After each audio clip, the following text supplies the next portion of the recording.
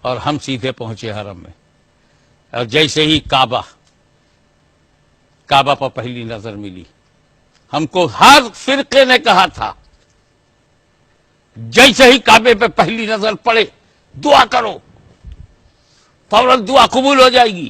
پہلی نظر کعبے پر دعا قبول کیسے؟ کعبے کی دیوار تو پتھر کی ہے، خدا تو ہے ہی نہیں۔ تم تو کہتے تھے خدا سے دعا کرو، یہاں دیوار دیکھ کے دعا کرو، غیر اللہ دیکھ کے دعا کرو۔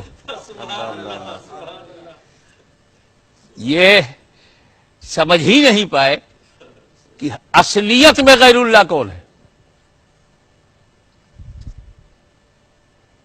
جو اللہ کا نہ ہو وہ غیر اللہ ہے۔ اللہ جسے اپنا کہے اسے آپ غیر کہیں گے؟ بہرحال انہی کی لینگویج صحیح۔ اس سے پتا چلا کہ اگر اللہ پتھر پسند کر لے تو اسے بھی دیکھ کے دعا کرنا چاہیے۔ حجر دیکھ کے دعا کیا جا سکتا ہے، پسند اللہ کا پسندیدہ بشر دیکھ کے دعا نہیں کیا جا سکتا۔ اسی پہ حج نہیں رکتا، وہ جانتا ہے کہ بڑے ضدی لوگ ہیں۔ اس میں وہ لوگ بھی ہیں جو مسلمانوں کو ہی مارنے کو ثواب سمجھتے ہیں۔ ایسے لوگ ہیں جو نماز کو بندگی نہیں سمجھتے، اپنی مجبوری ہے، اپنائے ہوئے ہیں۔ اور یہ جہاد جو ہے اسلام میں برائی سے لڑنے کے لیے، یہ برائی سے نہیں لڑتے، خود برے ہیں۔ بروں سے یہ امید رکھنا کہ وہ برائی مٹائیں گے۔ آج آپ یہ سب ایکسپوز ہو چکے ہیں، اب آگے بڑھیے۔ کہاں جانا ہے؟ گھستے ہی طواف شروع کر دوں؟ نہیں۔ مطاف میں داخل ہوا طواف شروع کروں؟ نہیں، اسلام میں یہ نہیں ہے۔ پھر کیا کرنا؟ جا حجر اسود کے سامنے، اسٹارٹ وہاں سے لے۔ حجر اسود کے سامنے جا گئے اور اس کو چومو، بوسا لو، اور پھر اسٹارٹ کرو۔ پہلے بوسا پھر طواف۔ دوڑایا تو مگر چموایا پہلے، چومو پہلے۔ چلو ایک بار چوم، نہ بار بار چومو تاکہ دماغ صحیح ہو جائے۔ اور اپنے ملک میں جا کر غیر اللہ کے چومنے کو شرک مت کہنا، اللہ کے سب سے بڑے گھر میں کر کے گئے ہو۔ اس پر وہ یہ کہتے ہیں ہم تو نہ چومتے۔ کیوں چومتے ہو؟ کیا کرے، اللہ کے نبی نے چوما ہے اس لیے ہم چومتے ہیں۔ یہ نادانی سے فاروق اعظم کی بات ہی نہیں سمجھے۔ آدھا لیا آدھا چھوڑ دیا، پورے واقعے کا دوسرا چیپٹر بتاتے ہی نہیں۔ پورا واقعہ یوں تھا فاروق اعظم کا کہ جب وہ حجر اسود کے سامنے پہنچے تو فرمایا حجر اسود میں جانتا ہوں تو نہ نفع پہنچاتا ہے نہ نقصان، مگر اس لیے میں تمہیں چوم رہا ہوں کہ میرے نبی نے چوما۔ یہ آدھی بات لے کے یہ چل رہے ہیں کہ نبی نے چوما اس لیے ہم چومتے ہیں۔ یہ تو بتاؤ نبی نے کیوں چوما؟ ہمارے چومنے کی وجہ نبی کا چومنا ہے۔ ارے ہم اس لیے چومتے ہیں کہ نبی نے بوسا لیا۔ نبی نے کیوں بوسا لیا، اس کی وجہ کیا ہے؟ وہ نہیں بتائیں گے۔ جیسے ہی حضرت عمر فاروق رضی اللہ تعالیٰ عنہ نے فرمایا کہ نہ تو نفع پہنچاتا نہ نقصان، اس لیے چومتا ہوں کہ نبی نے چوما، وہیں پر مولا علی مشکل کشا کھڑے ہیں۔ سبحان اللہ۔ باب العلم کھل گیا، علم کا دروازہ کھل گیا، اور کہا یا امیر المومنین، یہ حجر اسود نفع بھی پہنچاتا ہے نقصان بھی۔ پلٹ گئے فاروق اعظم۔ بھروسے والے نے کہا ہے اللہ اللہ اللہ اس زبان سے الفاظ نکلی ہے جس زبان پر مصطفیٰ بولتے ہیں. اللہ اللہ انا مدینۃ العلم ولی بابا. کیسے؟ تو حضرت علی نے راز کھول دیا کہ یہ حجر اسود میدان محشر میں مومن کے ایمان کی گواہی دے گا اور کافر کے کفر کی گواہی دے گا. اللہ تو جب مومن کے ایمان کی گواہی دے گا تو مومن کو فائدہ پہنچے گا، کافر کے کفر کی گواہی دے گا کافر کو نقصان پہنچے گا. تو نفع نقصان دونوں پہنچتا ہے کہ نہیں؟ اللہ اس پورے واقعے کو صحیح بخاری کی شرح فتح الباری کے مقدمے میں مولانا عبدالحی لکھنوی نے یہ پورا واقعہ بیان کیا جو میں نے آپ کے سامنے رکھا. حوالہ اس لیے ان کے حوالے کر رہا ہوں تاکہ ناجائز حوالے سے بچ جائے اور حوالے کا بزنس نہ کریں. اللہ اللہ اللہ تو یہ انہیں نظر ہے کہ مولانا عبدالحی لکھنوی کچھ ہماری جماعت کے نہیں ہیں، لیکن سچ تو وہ بھی کبھی کبھی بول دیتے ہیں جو سچے نہیں ہوتے. اللہ اللہ اللہ اب یہاں سوال پیدا ہوتا ہے کہ حجر اسود مومن کے ایمان کی گواہی دے گا اور کافر کے کفر کی گواہی دے گا. یہ زبان مرتضیٰ کا اعلان ہے، یہ حجر اسود کے اسٹیٹس کا بیان ہے. یہ محشر میں بیکار نہیں رہے گا، گواہی دے گا مومن کے ایمان کی اور کافر کے کفر کی. سوال یہ پیدا ہوتا ہے کہ جب کعبے میں کافروں کا داخلہ ہی بند ہے، دخول ہی ممنوع ہے، entry of the disbelievers and مشرک worshipper of idols can't enter into حرم پروہیبیٹڈ اسٹرکٹلی، بورڈ لگا ہے ممنوع ہے داخلہ کفار و مشرکین. تو جب کافر و مشرک داخل ہی نہیں ہوگا تو یہ کس کے کفر کی گواہی دے گا؟ اللہ اللہ اللہ اللہ اللہ لہذا ضروری ہوا کہ صرف ایمان والے ہی حج نہ کریں، کفر والے بھی حج کریں. اللہ اللہ ہاں جی، اگلا بڑا کریٹیکل سوال آیا جناب.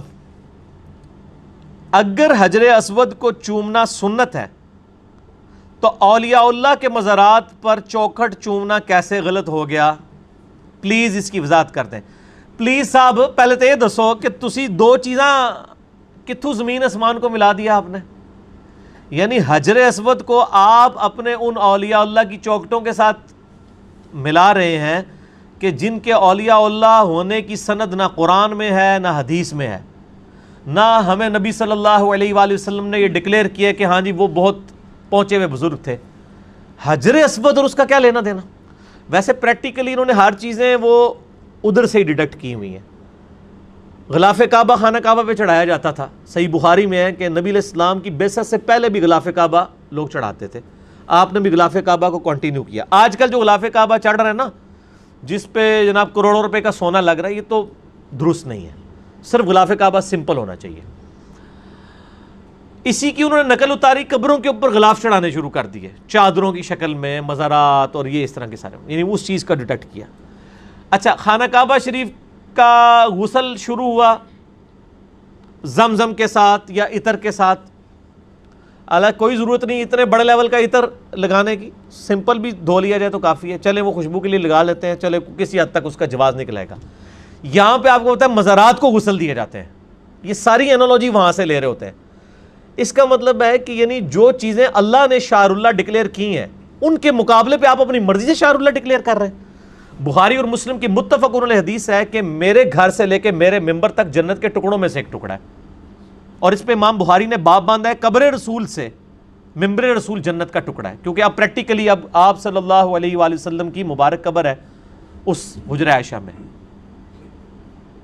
اس کے علاوہ تو کسی جگہ قرآن و حدیث میں نہیں آیا کہ کوئی جگہ جنتی دروازہ ہے یا بہشتی دروازہ ہے یا بہشتی ٹکڑا ہے. لوگوں نے خود سے ڈکلیئر کر دیا. اور اس ریاض الجنہ کے بارے میں کہیں یہ نہیں آیا کہ جو یہاں پہ داخل ہو جائے تو وہ جنتی ہوگا. ورنہ آپ کی وہ سارے حکمران جن کو آپ گالیاں نکالتے ہیں اور آپ کو یہ شرح صدر ہے کہ یہ دوست کی ہیں، وہ تو بیٹھے ہی ریاض الجنہ میں ہوتے ہیں جا کے. تو جنتی ان کو ہو جانا چاہیے. ہاں وہ اعلیٰ حضرت نے ایک شعر لکھا ہے کہ جنت میں آ کے نار میں جاتا نہیں کوئی. وہ کہتے ہیں جنت میں آنے کے بعد جو ایک دفعہ جنت میں داخل ہو جائے گا پھر دوزخ میں نہیں جائے گا. تو کہتے ہیں کہ یا اللہ میں بھی ریاض الجنہ میں آ گیا ہوں تو میں اللہ سے امید کرتا ہوں کہ میں دوزخ میں نہیں جاؤں گا. اس طرح امیدیں کرنے سے تو کوئی نہیں ہوگا, ورنہ تو لوگ ٹکٹ کٹا کے حرام کے پیسوں پہ بھی ہر سال ماشاءاللہ وہاں اعتکاف بھی بیٹھے ہوئے ہوتے ہیں جا کے, اور ریاض الجنہ سے ہٹتے ہی نہیں, اور پھر بڑے فخریہ بتا رہے ہوتے ہیں میں انے نفل پڑھے روزہ شریف کے سامنے بھی, یعنی باقیوں کا حق بھی مارنے کے لیے گھنٹوں کھڑے رہتے ہیں. ایسا نہیں ہونا چاہیے, سب کو موقع دینا چاہیے. تو یہ لوگوں نے خود سے بنا لی ہوئی ہیں, اور ان چیزوں کو ان کے ساتھ کمپیئر کرنا بہت بڑا ظلم ہے.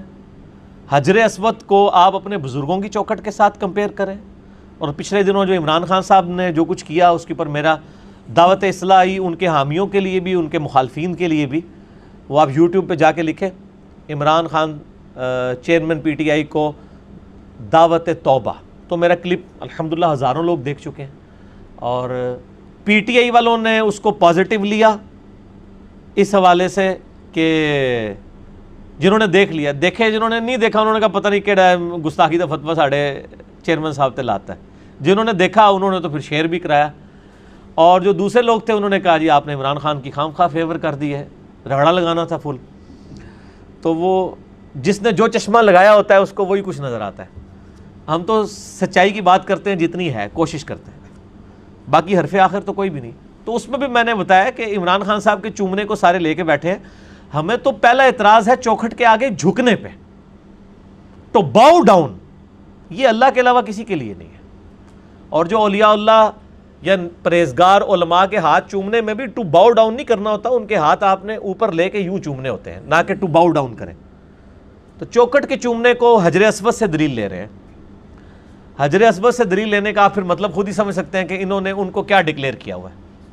حجر اسود تو میرے بھائی وہ پتھر ہے کہ جو جنت سے نازل ہوا ہے. جامعہ ترمذی میں حدیث ہے کہ یہ جنت سے نازل ہوا ایک یاقوت ہے, صحیح سند کے ساتھ. یہ نازل ہوا تھا جب یہ بالکل سفید تھا, پھر اولاد آدم کے گناہوں کی وجہ سے یہ سیاہ پڑ گیا. اسی طریقے سے جامعہ ترمذی میں ایک حدیث ہے صحیح سند کے ساتھ کہ قیامت والے دن اللہ تعالیٰ حجر اسود کو آنکھیں بھی دے گا اور زبان بھی دے گا, اور یہ گواہی دے گا ان لوگوں کے بارے میں جس نے حجر اسود کو چوما ہوگا. حجر اسود جنتی یاقوت, حجر اسود خانہ کعبہ میں لگا ہوا. مجھے بتائیں نبی علیہ السلام نے خانہ کعبہ شریف کی دیوار کے کسی ایک پتھر کو بھی کبھی چوما ہے سوائے حجر اسود کے؟ اگر آپ کہتے ہیں کہ بزرگوں کی چوکھٹوں کو چومنا یہ باعث برکت ہے, تو کعبے کی چوکھٹ کیوں نہیں نبی علیہ السلام نے چومی؟ علمی جواب, الزامی جواب, اینٹی وینم پھکی. نہ میں وابی نہ میں بابی, میں ہوں مسلم علم و کتابی. نہ میں وابی ہوں جو آپ سو کارڈ ایسی باتیں سن کے لوگوں کو وابی کا فتویٰ, اور نہ میں بابوں کا ماننے والا بابی ہوں. میں علم و کتابی آدمی ہوں. مجھے بتائیں خانہ کعبے کی دروازے کی چوکھٹ کو نبی علیہ السلام نے کیوں نہیں چوما؟ کعبے میں صرف ایک پتھر ہے جس کو نبی علیہ السلام نے چوما ہے. رکن یمانی کو بھی صرف ہاتھ مس کیا, چوما نہیں ہے. اور وہ جس پتھر کو چوما وہ بھی اس دنیا کا پتھر نہیں, جنت کا یاقوت. اس کے ساتھ اپنے بزرگ بابوں کے, پاکستانیوں کے حرام اور حلال کے پیسے مکس, ناچ گانے والے جہاں پہ سارے معاملات ہو رہے ہوتے ہیں, خلاف شرع کام ہو رہے ہوتے ہیں, وہاں پہ چندے اکٹھے ہو کے جو مزارات بنائے گئے, ان کو آپ حجر اسود کے ساتھ کمپیئر کر رہے ہیں. تو میں تو پھر آپ کے یعنی مسلمان ہونے پہ ہی شک کروں گا. ایک مسلمان کی تو غیرت نہیں. اب آپ کی وہ گستاخانہ سوچ کہاں گئی کہ جی گستاخی ہو گئی ہے, یہ حجر اسود کی گستاخی نہیں ہے. اور پھر سیدنا عمر نے ایسا فتویٰ دیا ہے کہ سارے تواڈے جھوٹے عقیدے ٹھپ کے رکھ چھڑے نے. بخاری اور مسلم دونوں میں حدیث ہے, حجر اسود کے پاس سیدنا عمر آئے رضی اللہ تعالیٰ عنہ علیہ السلام, اور کہا حجر اسود تو ایک پتھر ہی ہے, نہ کسی کو نفع دے سکتا ہے نہ نقصان دے سکتا ہے. میں صرف اس لیے چوم رہا ہوں کہ میں نے نبی علیہ السلام کو چومتے ہوئے دیکھا ہے. یعنی انہوں نے کہا میں سنت پوری کر رہا ہوں, ورنہ یہ میرا عقیدہ کوئی نہیں کہ تو کسی کو نفع نقصان دے سکتا ہے. تو سر جو لوگ اس خواہش میں کہ ہم کسی بزرگ کی چوکھٹ چوم کے پرائم منسٹر بننا چاہتے ہیں, تو میں ان کو یہ کہتا ہوں کہ اللہ کے بندو, ٹرمپ نے کس بزرگ کی جا کے وہ چومی ہے کہ وہ بن گیا؟ ٹھیک ہوگا جی, وہ سارے ہی چوم رہے ہیں. آپ دیکھ لیں ہمارے جتنے سیاسی لیڈر ہیں, چاہے آپ وہ بلاول بھٹو صاحب کو دیکھ لیں, وہ بھی ایک مزار سے اپنی سیاسی مہم کا آغاز کرتے ہیں. نون لیگ والوں کو دیکھ لیں, وہ کسی اور مزار سے, سارے ہی آغاز کر رہے ہیں. ٹھیک ہے نا, اور ہمیشہ سے کرتے آ رہے ہیں. یعنی ان چیزوں کے ساتھ فیصلے ہونے ہیں. یعنی آپ لوگ اپنی دنیا کے چکر میں اپنی آخرت بھی برباد کرنا چاہتے ہیں. اللہ سے ڈرنا چاہیے. اور حجر اسود پہ سیدنا عمر کیا فتویٰ دے رہے ہیں, تو کسی کو نفع نقصان نہیں دے سکتا. حجر اسود ہے جنتی یاقوت, اور یہاں لوگ کہہ رہے ہیں یہ آپ انگوٹھی ہیں اور یہ نگینے پہنے تو اس سے آپ کو فائدہ ہوگا. اور جو جنت کا یاقوت ہے وہ کوئی نفع نہیں دیتا, تو دنیا نے یاقوت آنے کے کرنا چاہے. اسلام جو ہے وہ انہی توہمات کے خلاف تھا. قرآن حکیم میں واضح ہے, لا تقف ما لیس لک بہ علم ان السمع والبصر والفؤاد کل اولئک کان عنہ مسئولا. اے انسان, کسی چیز کی پیروی اس وقت تک مت کر جب تک کہ تیرے پاس اس کے بارے میں ڈیفینیٹ علم نہ آ جائے. بے شک آنکھ, کان اور عقل, دل یا دماغ دونوں چیزیں ہو سکتی ہیں, اس کے بارے میں تم سے پوچھا جائے گا کہ ان چیزوں کو استعمال کر کے تم نے حق بات کیوں نہیں حاصل کی. کالی بلی راستہ کاٹ دے, نحوست ہے. تو یہ تو بھی ہندوانہ سوچ ہے نا. لائیں نا آپ ایک گورے کے سامنے سے کالی بلی گزاریں. آسٹریلیا کے جتنے بہترین بیٹسمین ہیں ان کے سامنے کالی بلیاں ساری پھینک گئے, پھر بھی تو چھکے مارن گے تو بالروں, اور تو بالر 50 تعویذ بھی پا لینا انہوں نے پھر بھی چھکے پیڑے جائے. کیا بات کر رہے ہیں. یعنی بالکل ہندوانہ سوچے. یعنی اسلام نے تو کہا یا ریویلڈ نالج ہو, وہی کا علم, کہ آپ کے پاس کوئی دلیل ہو, یہ ڈیفینیٹ علم ہے. کہیں اس میں لکھا ہوا ہے کہ یہ آپ نے نگینے پہننے سے یا بزرگوں کی چوکٹیں چومنے سے آپ کو کچھ ملنا ہے تو لائیں دکھائیں. دوسرا ہے acquired knowledge, the knowledge obtained through observations and experiments is known as science. اگر سائنس تصدیق کر دے کہ بلی کالی گزرنے سے کوئی نقصان ہوتا ہے ہم مان لیں گے, کیونکہ قرآن نے دونوں علوم کی طرف ہمیں رہنمائی کی ہے. ہم کئی چیزیں سائنسی علوم سے ہی مان رہے ہیں نا. یہ فزیکل فینومینا آف نیچر ہے نا, یہ آلاء اللہ ہے نا, اللہ کے جو قوانین قدرت ہے نا, انہی کو ہم لے کے چل رہے ہیں نا. پیٹرول جو ہے وہ آگ کو بھڑکا دیتا ہے, ہمیں قرآن و حدیث کی دلیل کی ضرورت نہیں ہے. فزیکل فینومینا آف نیچر ہے, اسٹیبلش ہے. اور یہ جناب چوکٹوں کے اوپر جا کے پھر وہ کہہ رہے ہیں حجر اسود کے ساتھ. یعنی میں کہتا ہوں یار علماء کی مت کہاں ماری جاتی ہے, کن کن چیزوں کو جا کے کمپیئر کر رہے ہوتے ہیں. یعنی آپ نے مرنا نہیں, اللہ کو جان نہیں دینی. نبی صلی اللہ علیہ وآلہ وسلم کے صحاب تو یہ بات کر رہے ہیں حجر اسود تو ایک پتھر ہے, نہ کسی کو نفع دے سکتا ہے نہ نقصان. بخاری مسلم دونوں میں موجود ہے. سیدنا عمر کہتے ہیں اگر میں نبی علیہ السلام کو نہ دیکھتا تو میں کبھی نہ چومتا.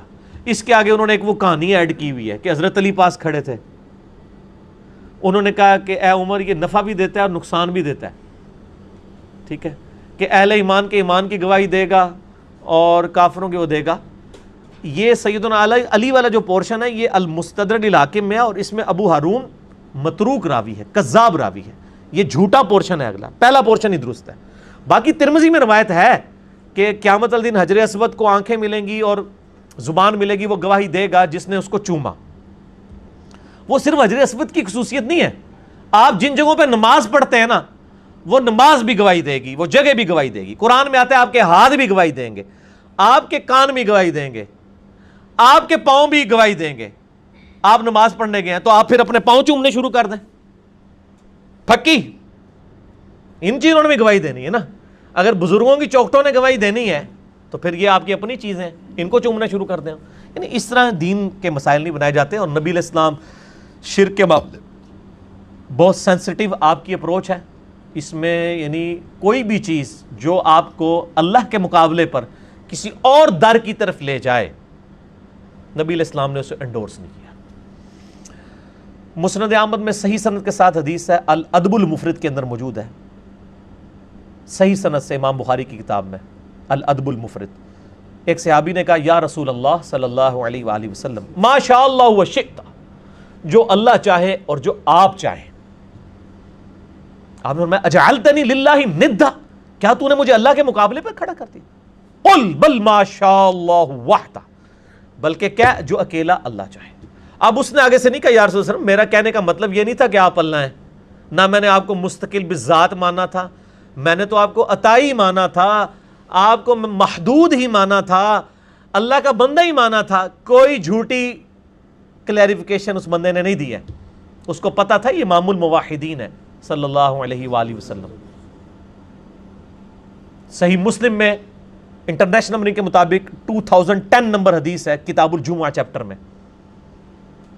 ایک شخص حضور صلی اللہ علیہ وآلہ وسلم کے سامنے تقریر کر رہا ہے, اور تقریر میں کہتا ہے من یطع اللہ ورسولہ فقد رشد، جو اللہ اور اس کے رسول کی اطاعت کرے کامیاب ہو گیا، ومن یعصہما، اور جو ان دونوں کی نافرمانی کرے فقد غوا، وہ گمراہ ہو گیا۔ اس جملے میں کوئی خرابی ہے؟ جو اللہ اور اس کے رسول کی اطاعت کرے وہ کامیاب ہوا، جو ان دونوں کی نافرمانی کرے وہ ناکام ہو گیا۔ اس میں کوئی لٹریچر کی خرابی ہے، کوئی سیاق و سباق سے ہٹ کے ہے، کوئی کانٹیکسٹ کا مسئلہ ہے؟ نہیں۔ آپ علیہ السلام فرمایا بئس الخطیب انت، اور کتنا برا خطیب ہے تو۔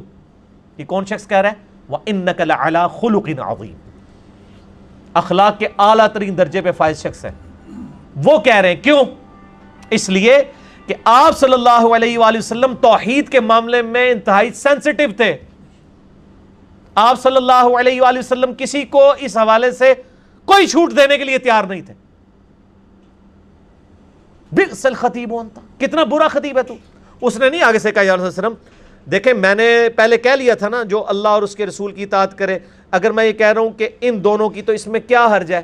آپ نے فرمایا یہ نہیں اس نے کہا، آپ فرمایا تو نے یہ کیوں کہا ان دونوں کی؟ تجھے کہنا چاہیے تھا وَمَن يَعْصِ اللَّهَ وَرَسُولَهُ فَقَدْ غَوَىٰ، جو اللہ اور اس کے رسول کی نافرمانی کرے وہ گمراہ۔ یار بات وہی تھی، لیکن اس میں خطرہ تھا کہ شرک داخل ہو سکتا ہے۔ ادھر آپ کو وہ جناب وہ بزرگوں کے شعر سنا رہے ہوتے ہیں، ہک ہے ہک ہے ہک ہے، جڑا ہک کی ڈو آکھے وہ کافر و مشرک ہے۔ ہم کہتے ہیں جڑا ڈو کی ہک آکھے وہ کافر و مشرک ہے۔ نبی علیہ السلام نے یہ فرمایا۔ اور ابو داؤد میں 1099 نمبر حدیث ہے، اسی حدیث کا آگے طریق ہے مسلم والی۔ آپ فرمایا قم اذهب، اٹھ ادھر سے نکل جا۔ یعنی اتنا آپ کا غصہ، آپ نے کہا اس ٹائم تو اپنی شکل دور کر ادھر سے۔ سر یہ بہت سینسٹیو مسئلہ ہے، انہوں نے بنایا ہوا تماشا۔ ابو داؤد ترمذی ابن ماجہ میں حدیث ہے، ابو داؤد میں ڈیٹیل کے ساتھ ہے۔ ایک صحابی نبی علیہ السلام کے پاس آئے، سجدے کی اجازت مانگی، دوسری روایت میں آتا ہے سجدہ کر دیا۔ آپ فرمایا سر اٹھا، یہ کیا کر رہا ہے؟ اس نے کہا رسول اللہ میں کوفے کے پاس ہیرا نامی ایک شہر ہے وہاں گیا تھا، وہ لوگ اپنے سردار کو سجدہ کرتے ہیں تو میں نے کہا کہ میں بھی آپ کو سجدہ کروں۔ قیاس کیا، اور بھائی صحابی کا قیاس بھی ہونا وہ بھی مردود ہے اگر قرآن و سنت سے ٹکرا جائے۔ تم لوگ اپنے بزرگ بابوں کے قیاس لے کے بیٹھے ہوئے ہو، پھر تو میں کہوں گا نہ میں وہابی نہ میں بابی، میں ہوں مسلم علم و کتابی۔ آپ اپنے بزرگوں کے قیاس لے کے بیٹھے ہوئے، صحابی کا قیاس نہیں نبی علیہ السلام نے۔ آپ فرمایا سر اٹھا، بتا جب میں فوت ہو جاؤں گا تو میری قبر سے گزرے گا، کیا میری قبر پہ بھی سجدہ کرے گا؟ کہا یا رسول اللہ نہیں۔ فرمایا پھر مجھے کیوں سجدہ کر رہا ہے؟ اگر میں سجدہ جائز سمجھتا تو بیویوں سے کہتا کہ اپنے خاوندوں کو سجدہ کرے اس حق کے سبب جو اللہ تعالیٰ نے ان کو دیا ہے، یعنی ان کو بھی اللہ نے اجازت نہیں دی ہے، اگر ہوتا تو ان کو ہوتا۔ اور آپ جناب بزرگوں کی چوکھٹیں چوم رہے ہیں، اور وہ آپ کی بیگم صاحبہ جو آپ کو ساتھ وہاں لے گئی ہیں چوکھٹ کے اوپر، اس بیگم کو چاہیے تھا اس نے کوئی چومنا ہی تھا تو اپنے خامد کے پاؤں چوم لیتی، وہ بھی حد رکوع کے بغیر۔ خامد کو بٹھاتی چارپائی کے اوپر، خود نیچے زمین پہ بیٹھ کے، تو خامد کے پاؤں چوم لیتی نا، تو ہم کو فتویٰ نہ لگاتے۔ الٹا یہ کہ وہ چومنے کی بجائے انہوں نے جا کے وہ خامد کو بھی جا کے چوکھٹ کے اوپر جو ہے جھکوا دیا۔ ہم تو بڑی امیدیں لگا کے بیٹھے ہوئے ہیں میرے بھائی، ہمیں تو بڑی امیدیں ہیں، لیکن اب ہم تو بڑے ڈرے ہوئے ہیں کہ اگر یہی صورتحال رہی تو پھر آنے والے وقت میں اگر ہمارے ملک کے لیڈر اس طرح کے ہوں گے تو پھر کیا بنے گا؟ تو یہ بہت سینسٹیو مسئلہ ہے، اور الحمدللہ ہم نے وہ آنٹی پنکی تک یہ اپنی ویڈیو پہنچا بھی دی ہے۔ وہ ہاں جی پاک وطن سے کچھ لوگ تھے جو علم و کتابی تھے، انہوں نے پھر بتایا کہ جی ہمارے تو ان کے ساتھ تعلقات ہیں اور ہم نے آپ کی ویڈیو ان کو شیئر کروا دی ہے۔ تو جواب کوئی نہیں آیا، تو چلیں دیکھ لیں، انشاءاللہ یہ کلپ بھی چڑھ جائے گا قبروں کے چومنے کے حوالے سے، تو معاملات مزید کلیئر ہو جائیں گے۔ میرے بھائی یہ بہت سینسٹیو مسئلہ ہے، اس کو مطلب لوگ تو کہتے ہیں یار کیا ہو گیا، اور میں نے دیکھا کئی علماء آئے ہیں انہوں نے پھر کلپ چڑھائے ہیں کہ جی اولیاء اللہ سے بغض ہے۔ میں پھر اس پہ کہتا ہوں آپ کو حجر اسود سے بغض ہے جو آپ نے یہاں پہ چوکھٹیں بنا لی ہیں چومنے کے لیے، آپ کو ریاض الجنہ سے ہے جو آپ نے بہشتی دروازے بنا لیے ہیں یہاں پہ، آپ کو ریاض الجنہ سے بغض ہے۔ اور آپ دیکھ لیں وہ یعنی وہ 7 کے اندر تو انہوں نے باقاعدہ پورا حج کرواتے ہیں، انہوں نے ساری وہ رمی والی جگہ بھی بنائی ہوئی ہے، جعلی زمزم بھی بنایا ہوا ہے، سارا کچھ بنایا ہوا ہے، ٹھیک ہے نا۔ تو پھر ہم یہ اصل تو مسئلہ یہ ہے، آپ نے عوام کو کہیں لگا دیا، آپ بزرگوں کے رونے رو رہے، اللہ کے بندو ان بزرگوں کی کوئی اللہ نے سند نازل نہیں کی، اگر سند بھی نازل ہو تو یہ معاملات تو نہیں ہوں گے، ٹھیک ہے نا جی۔ اور پھر جعلی روایتیں لا کے پیش کرتے ہیں، اور جو ہر جگہ کو جعلی روایتیں جمع ہے نا وہ جمع کر کے تو وہ پیش کرنا شروع کر دیتے ہیں، اور وہ جعلی روایتیں ہوتی بھی صرف نبی علیہ السلام کی ذات سے ریلیٹڈ ہیں، ان کے تبرکات سے ریلیٹڈ، ٹھیک ہے نا جی. وہ تو ہم آلریڈی جو بخاری مسلم میں مانتے ہیں. صحیح بخاری میں نبی علیہ السلام کی وفات کے بعد ام سلمہ نے ایک کرتا نکالا اور فرمایا ہم اس کا 52 مریضوں کو شفا کے لیے پلاتے ہیں. صحیح مسلم میں آتا ہے کہ ایک بال مبارک تھا، وہ نکالا گیا، وہ مریضوں کو 52 کے لیے دیا جاتا تھا. تو نبی علیہ السلام کے تبرکات سے میرے بھائی آپ اپنے بزرگ بابوں کے تبرکات کس طرح ثابت کر رہے ہیں؟ ان کی کون سی سند نازل ہوئی ہے؟